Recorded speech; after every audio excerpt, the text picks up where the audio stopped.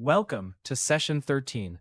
Quadratic equations can be solved by factoring, square roots, completing the square, or the quadratic formula. The SAT rewards choosing the quickest, safe method.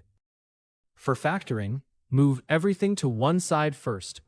Then use the zero product property. If the product is zero, at least one factor is zero. Choose the method by the form. A perfect square equation invites square roots.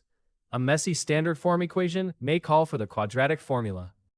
In the quadratic formula, record signed coefficients first. For x squared minus 4x minus 1, the discriminant is 20, so the exact solutions simplify to 2 plus or minus square root 5. The discriminant counts real solutions. Positive gives 2, 0 gives 1 repeated solution, and negative gives no real solutions. If the question only asks how many, do not solve fully. Sometimes, you do not need the roots. For ax squared plus bx plus c equals 0, the sum of roots is negative b over a, and the product is c over a. Your turn. Solve x minus 4 squared equals 25. Pause, and remember to take both square roots.